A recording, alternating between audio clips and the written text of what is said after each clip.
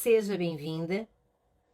Aqui eu te ajudo a acelerar o processo de aprendizagem da criança com deficiência intelectual ou dificuldades na aprendizagem. Eu sou a professora Isabel, do EduSer 5.0 e estamos em mais um episódio da série Acelerando a Aprendizagem. E hoje o nosso tema é o método fônico, porque ele acelera o processo de aprendizagem. Essa aprendizagem que a gente tanto deseja do nosso aluno com deficiência intelectual. A gente deseja que ele consiga se alfabetizar, não é mesmo? Então, hoje eu vou estar falando exatamente disso, do que é importante a gente fazer e alguns cuidados que nós devemos tomar e evitar, e mesmo ficar de olho, porque alguns métodos atrapalham o processo de alfabetização e não ajudam. Então é sobre mais ou menos isso que eu vou conversar e também falar um pouquinho sobre a importância da linguagem. Parece até uma contradição quando eu proponho para você discutir o método fônico como uma possibilidade de alfabetizar a criança com deficiência intelectual, sendo que o Brasil é um país, né, onde essas crianças muitas vezes vão para uma série seguinte, avançam para uma série seguinte, sem estarem alfabetizadas, ou seja, sem a alfabetização estar consolidada, sem nem ao mesmo essa criança ter construído uma única hipótese sobre a escrita e a leitura. Eles são extremamente copiadores, muitas vezes, e não dominam essa ideia da importância da escrita social, não tem. Simplesmente eles vão avançando. E, por incrível que pareça, isso acontece numa grande parte de crianças. E nessa grande parte, uma parte são as crianças que têm deficiência intelectual ou alguma dificuldade na aprendizagem. Então, o método fônico seria, nesse caso, o método mais rápido, mais significativo e que tem um parceiro, né, muito importante, que é todo esse processamento cognitivo. Quando nós trabalhamos o processo de alfabetização fônico, várias áreas cognitivas recebem essa informação, decodificam essa informação e mandam um resuminho lá para o lobo frontal, onde ele vai realmente decodificar, dar um sentido e guardar na memória. Esse é o trajeto, seria uma rota, né? Então, vamos conversar um pouquinho sobre isso, levando em consideração que o Brasil ainda, né, não tem algo muito consolidado sobre como ocorre essa alfabetização. Outra coisa, antes de a gente entrar nesse detalhe aí, a gente fala muito no processo de inclusão, não é mesmo? Só que hoje as nossas crianças, elas vivem dentro da escola, mas quem olha para ela vê só a dimensão biológica, frágil, limitante, que historicamente a deficiência trouxe para dentro da escola essa ideia, né? Então, o que a gente percebe é que essa ideia biológica da síndrome ou da deficiência causou nos professores uma cegueira, vamos pensar assim, né? Uma cegueira ou uma zona de resistência onde é tão resistente que não consegue ver outras possibilidades. Atrelado a isso, ainda nós temos a formação de professores que estuda a alfabetização enquanto um direito político, social e não nos dá um suporte da estratégia adequada para alfabetizar, especialmente uma criança com deficiência intelectual ou dificuldades na aprendizagem. Então, você precisa aprender a usar as funções cognitivas e as operações mentais para acelerar esse processo de alfabetização dessa criança. Quando você aprende a mediar, esse processo ele flui mais e as funções cognitivas que não estão funcionando adequadamente e as operações mentais que estão com deficiência de funcionamento, elas vão sendo aos poucos corrigidas, porque as 19 funções, as 19 operações mentais que se usa, a gente usa para qualquer coisa, inclusive para o processo de alfabetização, como identificação, comparação, classificação, análise, síntese, codificação, decodificação, raciocínio analógico, raciocínio transitivo, raciocínio hipotético, inferencial. Tá vendo? Tudo isso a gente usa no processo de alfabetização. Então, a mediadora, quando ela tem essa consciência, ela vai direto no ponto que não está funcionando adequadamente, corrige e o processo flui. Mas isso você não encontra na universidade, né? A universidade é algo teórico, a gente fica filosofando sobre o processo de alfabetização, que é um processo social, que tem que estar ligado ao letramento. Mas na prática mesmo, para botar isso em prática, funcionar, né? São poucas as estratégias que nos são apresentadas. Agora, quando a gente pensa no processo de alfabetização, a gente tem que pensar na questão da linguagem, seja linguagem oral ou escrita. E eu vou falar uma outra linguagem hoje para você que você talvez nunca tenha escutado. Mas, vejam bem, a linguagem, ela organiza o pensamento. Quem disse isso foi o Vygotsky, lembram? Inclusive, ele tem um livro chamado Pensamento e Linguagem.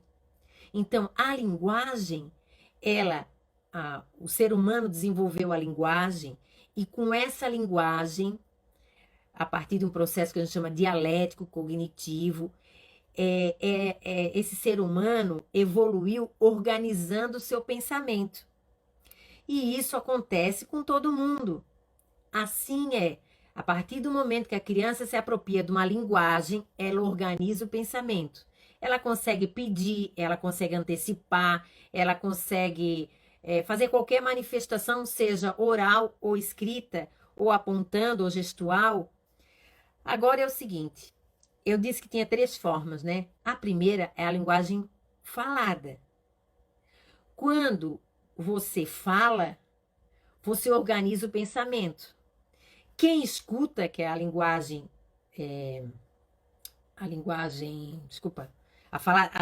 a oralidade que você escuta do outro, com essa oralidade do outro, você também organiza o seu pensamento. E tem uma terceira modalidade, é quando você pensa, você também está organizando seu pensamento, que é aquela linguagem mentalmente, aquela que você fica pensando em alguma coisa. Vou dar um exemplo, você fica pensando como você vai trabalhar amanhã com as crianças. Então, esse teu pensamento, que é uma linguagem também, ele vai se organizando detalhadamente para ter um encadeamento de ideias, uma sequência de ações e uma clareza no que você vai fazer na aula amanhã. Então, não é só a linguagem oral, ou a linguagem escrita, ou a linguagem, né, que você escuta, mas aquilo que você pensa também. E para isso a gente tem um nome muito bonito, que é metacognição. Metacognição, geralmente a gente faz sozinha, mas dentro da minha abordagem, a mediadora faz com que a criança pense sobre o seu próprio pensamento, escute os seus pensamentos e reorganize eles. Isso, como eu sempre falo, muda tudo, não é mesmo? A linguagem, ela permite à criança lidar com objetos que ela não está que esses objetos estão ausentes, não estão ali presentes no dia a dia. É a linguagem que nos permite. Por exemplo, a linguagem me permite eu falar cachorro e lembrar de um cachorro, ou falar gato e lembrar dos meus gatos, sem eles estarem aqui. Estão ausentes, estão em outra área da casa. É a linguagem que vai desenvolver o processo de abstração, de generalização e mesmo de transcendência. Então, a criança com deficiência intelectual, o nosso papel de mediadora é, através da linguagem, da nossa linguagem, a criança vai organizar o seu próprio pensamento a partir das perguntas que a gente vai fazer. E aí, quando a gente coloca essa ideia lá no processo de alfabetização, a gente tem que explicar para a criança e mostrar para ela os sons das letras, certo? Porque é importante ela ter essa ideia clara, né? Outra função da linguagem é a gente expor as nossas experiências para os outros. Por isso que a gente fala que a criança com deficiência intelectual ela tem que ter vez e voz para dialogar com os outros da forma que ela consegue e mostrar as suas experiências, porque isso é um direito que elas têm. Ou externalizar qualquer coisa, né? Agora, o que está faltando para as escolas, você poderia pensar, né? O que está faltando para a escola? Eu acho que a ideia é instrumentalizar a escola, né? Para que ela tenha um ambiente acolhedor, inclusivo, estruturado e centrado na aprendizagem. Isso faz eu lembrar uma pergunta que eu fiz segunda-feira para os meus alunos da universidade. Eu perguntei exatamente assim para eles: qual a função da escola? Qual a missão da escola? Qual a missão principal da escola? E aí eles falaram várias coisas. Várias coisas. E esqueceram realmente de dizer qual a missão da escola. Você sabe qual é a missão da escola? Pense aí qual a missão da escola, né? Gente, para mim, a escola só existe para uma coisa. Se você pensa que é ensinar, está enganada. A nossa missão é fazer com que a criança aprenda. Essa é a missão da escola e a nossa missão enquanto profissional da área da educação. Então, eu tenho que fazer aquela criança aprender. Não é eu ensinar. Então, isso tem que estar claro para você, enquanto missão da educação. Muitos educadores acham que é ensinar. E como eles não têm um instrumento adequado, muitos não têm como ensinar, porque não sabem. Não sabem.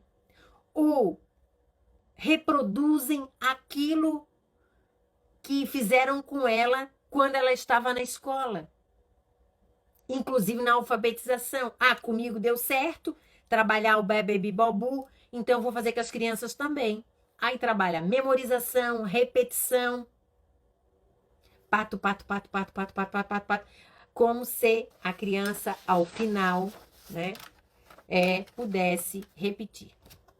E está alfabetizada. Como se eu trabalhasse, por exemplo, com esta imagem e aí associasse, trabalhasse com emparelhamento, imagem e o nome, né? Bike ou bicicleta.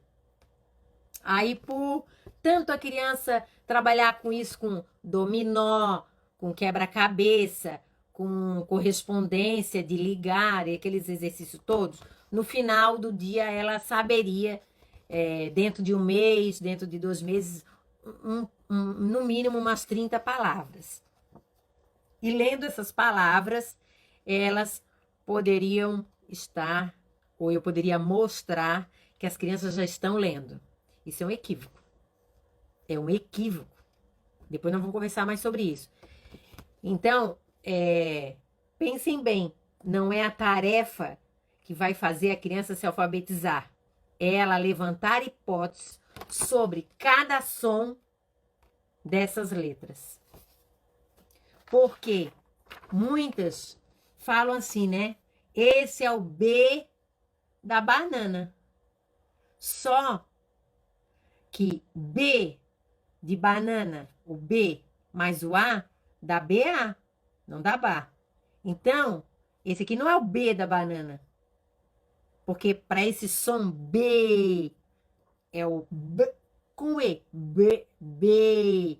E não tem E aqui na banana. Então, esse é mais um equívoco, né? Que quando a gente não sabe, a gente tenta alfabetizar as crianças pelo nome da letra. Então, pelo nome da letra, acha que a criança vai fazer a associação. Isso é um pouquinho complicado, porque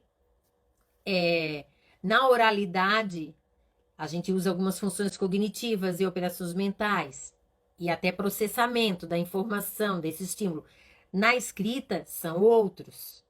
Então, assim, ó, quando a gente está na linguagem oral, ela é musicalizada, ela tem um ritmo, né? Por causa do sotaque, ela tem uma forma de se expressar essa linguagem, a entonação.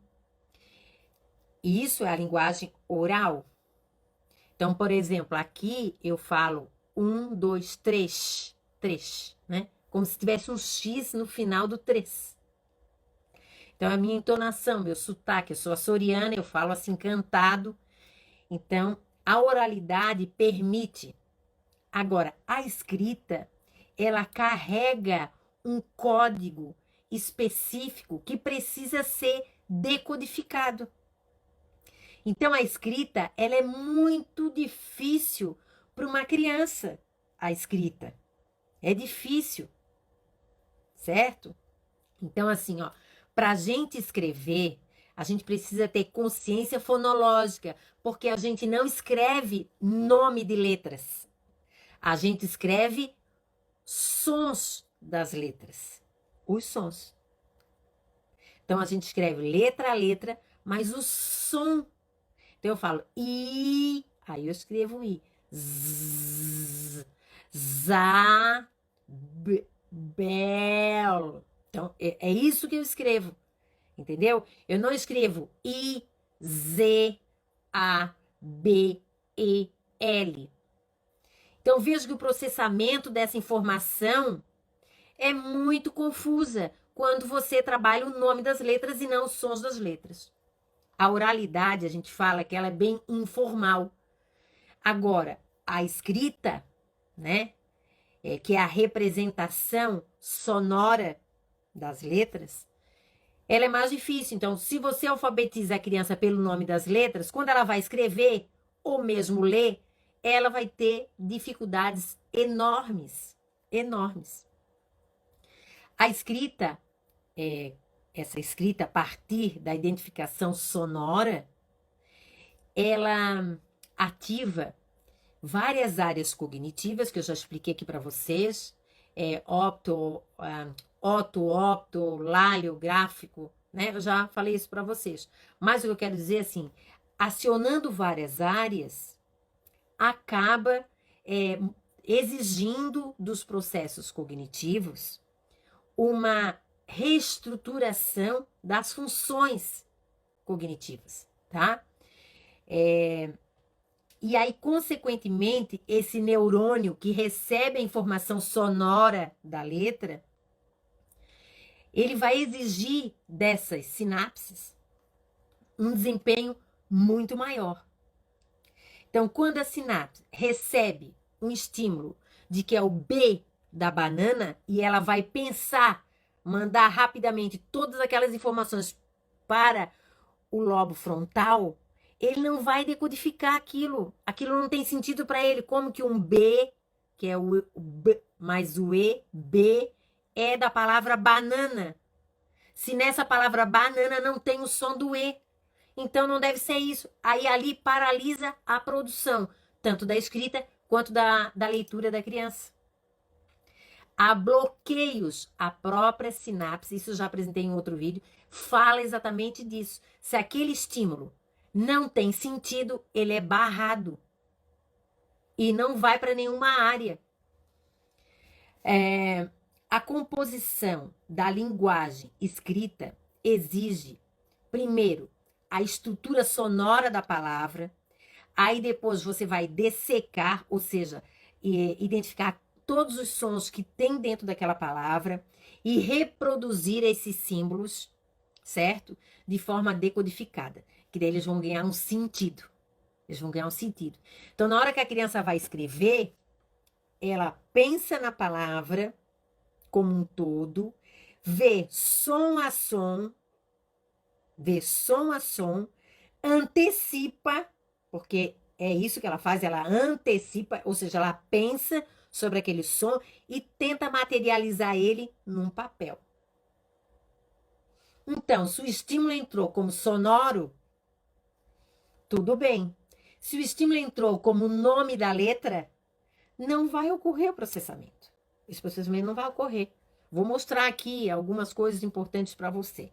Então, assim, ó, o que eu mais gosto de estar aqui realizando esses encontros é que eu vejo isso como uma oportunidade para aquela professora ou psico que não entende o processo de alfabetização, você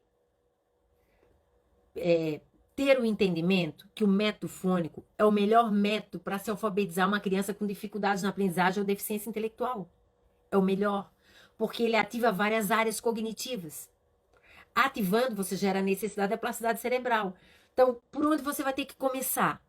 Por que aqui seria uma oportunidade? Os livros de neurociência são muito complicados.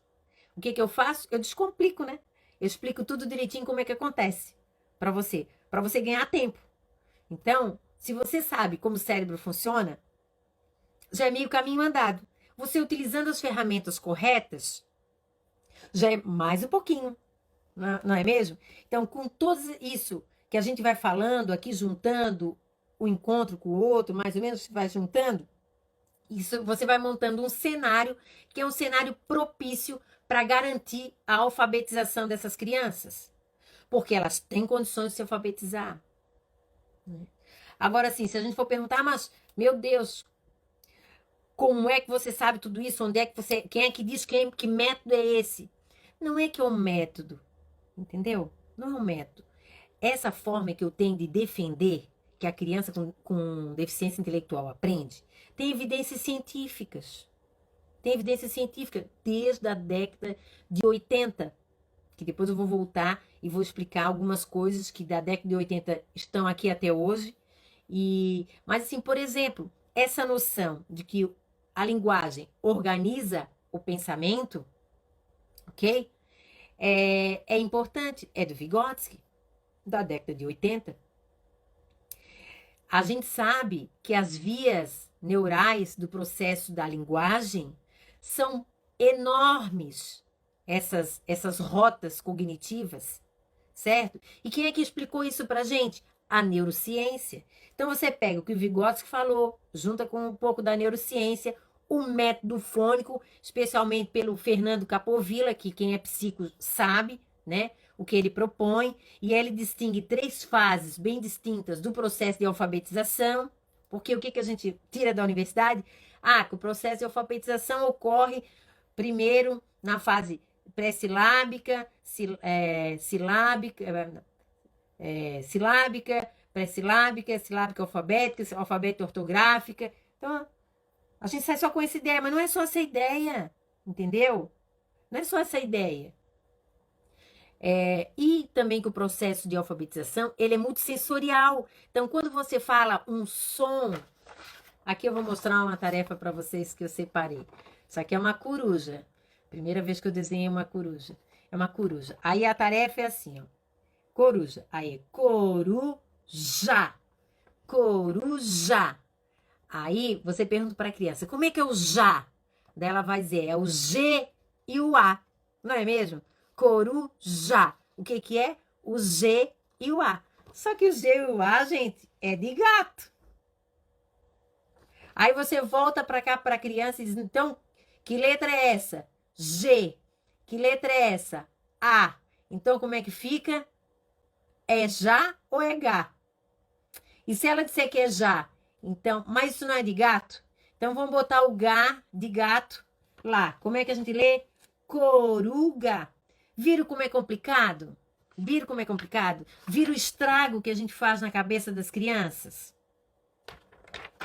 Isso, na maioria, né? Ainda mais as nossas que têm o diagnóstico de deficiência intelectual. Quanto esforço elas vão ter que fazer para poder entender um estímulo que está entrando de forma equivocada. Então, o processo de alfabetização ele tem que ser multissensorial, mas aquilo tudo tem que ter sentido. Então, tem que ter o som, tem que ter a grafia, tem que ter a pista sinestésica. Pode ter o desenho para a gente associar o som ao desenho, não tem problema. Só que esse processo tem que ser mediado. A criança tem que ter essa consciência fonológica. E lógico, né, o processo de alfabetização tem que ser algo extremamente criativo, lúdico, divertido, e não algo mecânico, repetitivo, monótono. Então, diante de tudo isso e do tempo que eu tenho de alfabetizadora, porque eu comecei a alfabetizar as crianças com 17 anos mais ou menos. Antes eu só trabalhava com o pré-escolar, né? Então, efetivamente, com 18 anos eu comecei a alfabetizar. E, e a questão sonora é evidente. Então, eu não tenho dúvida nenhuma, que a criança, quando ela é submetida a um método fônico, ela flui, independente se ela tem deficiência, dificuldade ou é uma criança sem problema algum, ok? Agora, o Capovilla, ele fala, né, dessa rota da leitura, essa rota da gente aprender a ler e a escrever, passa por um processo fonológico e um processo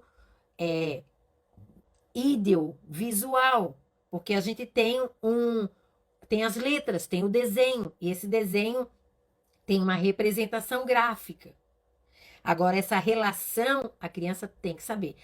Quando a criança foi alfabetizada pelo nome da letra, ainda dá tempo de você reverter essa situação e propor a ela agora uma consciência fonológica sobre os sons das letras. Por quê? Se ela é alfabetizada pelo nome da letra, a escrita vai estar comprometida, a leitura vai estar comprometida e a interpretação. Então, esse é o estrago, né? Esse é o estrago. Então, essa rota fonológica, a palavra, quando ela vai ser lida ou escrita, a criança inicialmente vê as partes e dá um sentido para essas partes. E aí gera um significado. É assim, né? É essa ligação entre esses grafemas e esses fonemas, certo? Agora, o que eu percebo que acontece, e isso é visível, né? Isso é visível porque eu sou professora de estágios. Então, assim, ó, esse emparelhamento de imagem com palavras, só isso não garante, porque vai dar, tô pegando aqui, uma falsa impressão. Aí você mostra bicicleta, aí você mostra isso aqui, o nome. Você faz um mural com todo o alfabeto e vai botando palavrinhas ali embaixo, tudo com A, tudo com B, tudo com C, tudo com D, tudo com E, não é verdade? Para a criança fazer esse que a gente chama emparelhamento de imagem com palavra.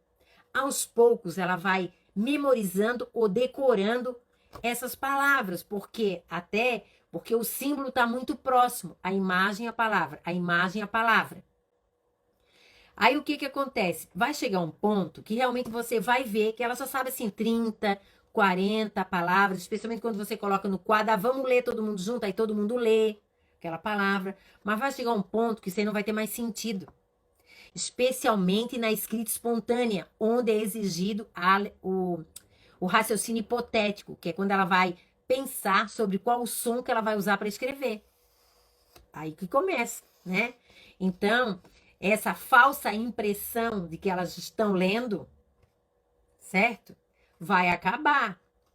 Especialmente para o segundo ano. Quando ela chega no segundo ano, a professora do segundo ano ficou horrorizada, culpando a professora do primeiro ano que não alfabetizou as crianças, né?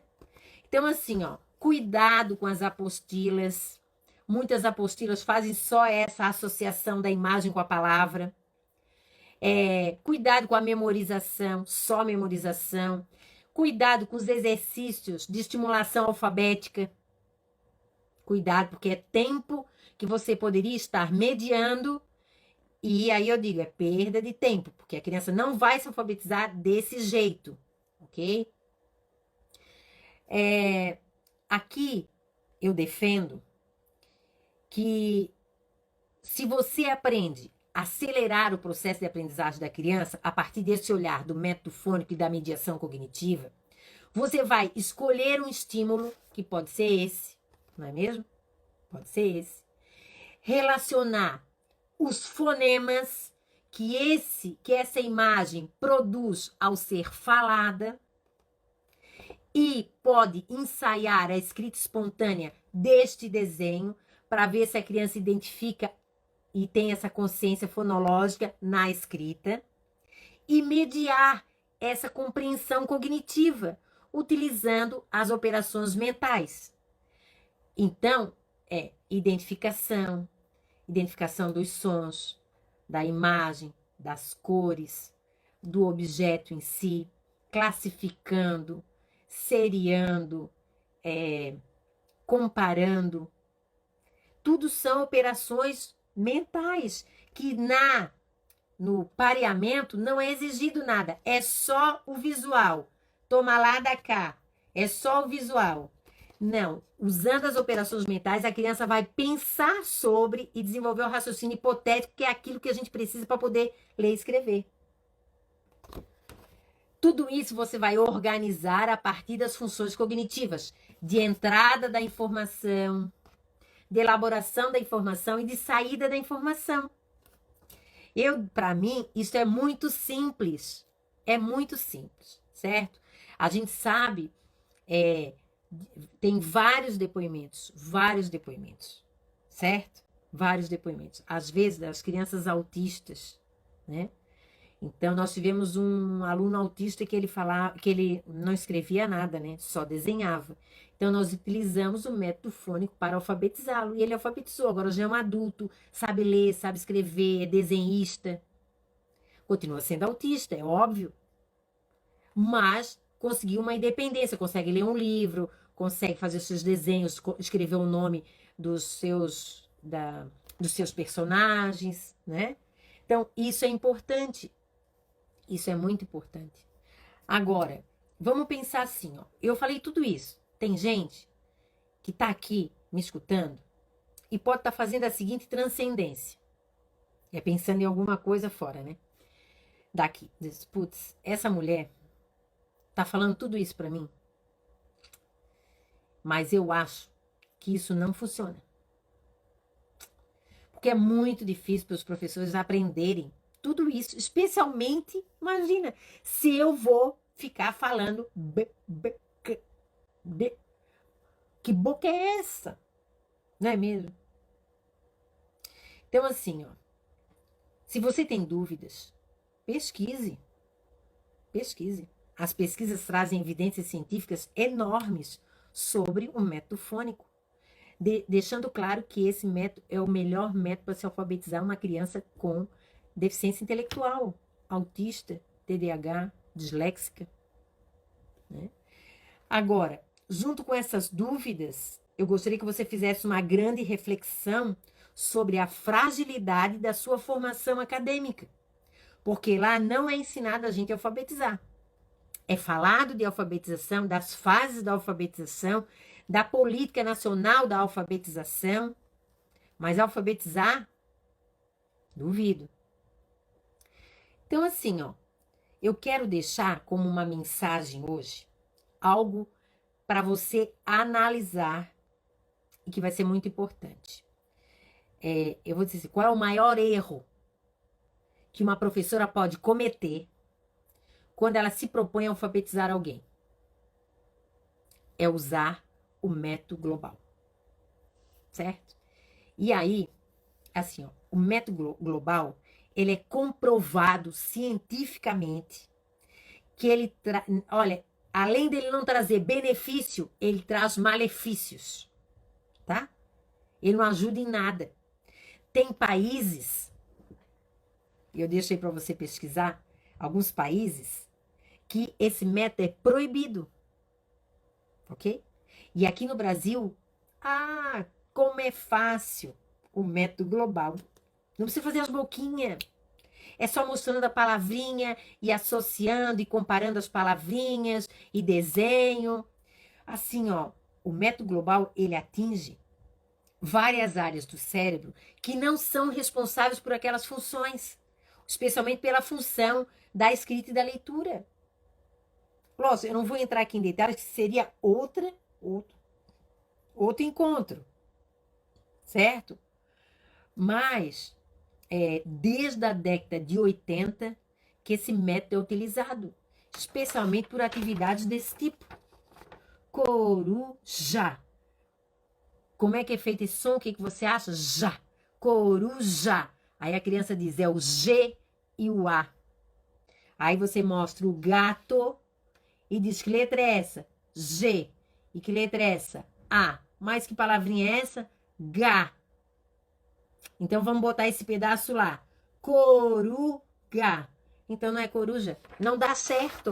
Não dá certo, gente. Ai, eu fico horrorizada com isso. Para mim, ele é o pior método que existe. E o mais ineficaz. Deveria ser evitado, certo? E se tem alguma mãe aqui, ou mesmo professora que não trabalha com alfabetização, fica de olho lá na escola, né? Abre o olho, porque se você é professora do segundo, terceiro ano, se for o método global, depois você vai se ferrar. Porque as crianças não vão levantar a hipótese da escrita, o processo a fase silábica, alfabética vai estar comprometida, e a alfabética ortográfica mais ainda, o processo de interpretação, de leitura. Tá, então como é que nós... Aí eu vim para essa live porque eu quero uma coisa boa. Então eu vou mostrar para vocês, né? Não mostrar, mas falar aqui algumas coisas boas. Se você trabalha num consultório ou é a professora da sala e está trabalhando no processo de alfabetização na escola ou mesmo online, eu digo o seguinte: separe do seu dia 50 minutos para você trabalhar só a alfabetização.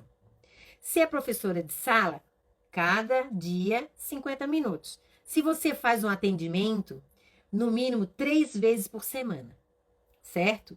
E aí você vai trabalhar a alfabetização mediada, sendo que a base é o método fônico atrelado com as operações mentais. Aí, você vai construir, anote aí, né, as dicas que eu estou dando para vocês, uma sequência didática, mas para obter a atenção dessa criança, você vai levar em conta o hiperfoco dela, o que ela gosta.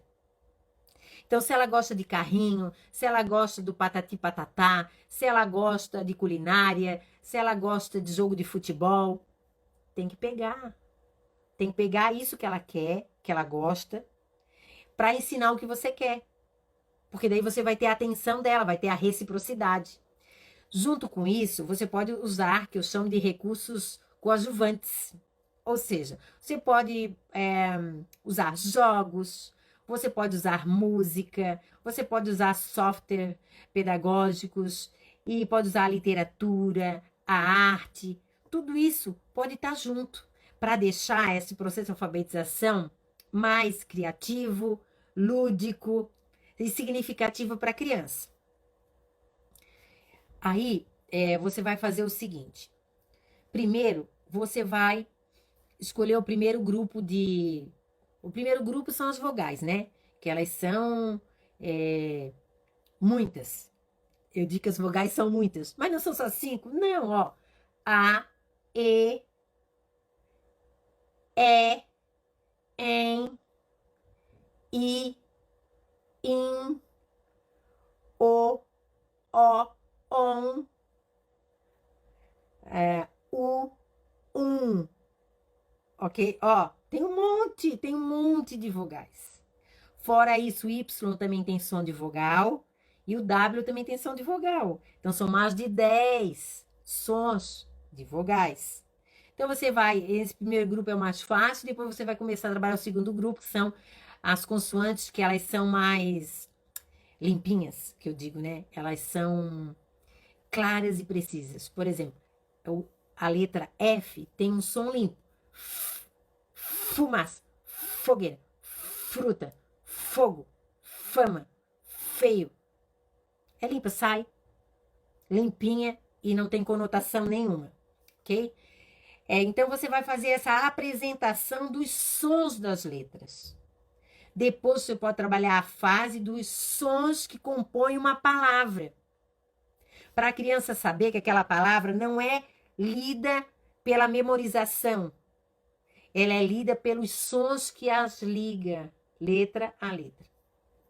Você pode trabalhar também, num segundo momento, que a criança escute textos que você, professora, vai ler para ela identificar algum som que você está trabalhando.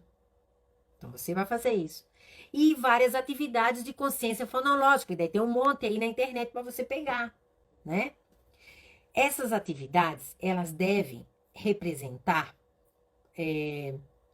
atividades de discriminação visual, motora e fonoarticulatória. Meu Deus, o que é isso? Né? Então, por exemplo, se eu tivesse a bicicleta e eu estivesse trabalhando a letra B e eu quero trabalhar o som B, então essa minha boca, B, B, essa boquinha do B estaria representada aqui ao lado. Entendeu? Porque a gente chama isso de pista sinestésica. Quando a gente escreve, grande parte das crianças e até adulto começa a escrever e começa a fazer a articulação da palavra com a boca. Parece que está falando baixinho. Isso aqui é uma segurança de que aquele som é o verdadeiro que você está colocando ali. Especialmente em V e F, que as pessoas trocam muito, né? Então, aí você usa a pista sinestésica. Tem um teste que eu gosto muito de usar, e ainda vou fazer uma live sobre isso, que é o teste de competência de leitura de palavras, que analisa a aptidão da leitura, situando essas fases distintas, que é a fase logográfica, onde a criança acha que uma palavra tem uma representação em forma de desenho. Então, ao invés dela escrever coruja, ela pode desenhar a coruja. Tem a parte alfabética, que é todas aquelas hipóteses da escrita espontânea. E tem a fase ortográfica, onde ela tem que corrigir a escrita a partir da análise do que está faltando ou do que está a mais na palavra. Então, essas fases você pode tá aplicando. O legal é que você aplica esse teste antes de começar o processo e aos poucos, mês a mês, 2 meses a 2 meses, você vai vendo esse crescimento da criança, né? Então, todo esse processo é muito importante você compreender. Há muito a se fazer com a criança com deficiência intelectual. Mas, se não fizer nada, ela não vai sair do lugar. Nós temos que fazer algo. O algo já existe. Por exemplo, eu já sistematizei, ok? Agora, eu tentei sistematizar de uma forma bem rápida para você compreender, para você também não perder tempo. Não perder tempo. Eu ficava pensando na pandemia, como é que essas professoras estão dando conta de alfabetizar online? Teve professoras que eu ensinei a alfabetizar online e estão alfabetizando. E ainda estão online e já estão com a metade da turma alfabetizada. Online. Então, isso é importante, sabe? Isso é importante você saber.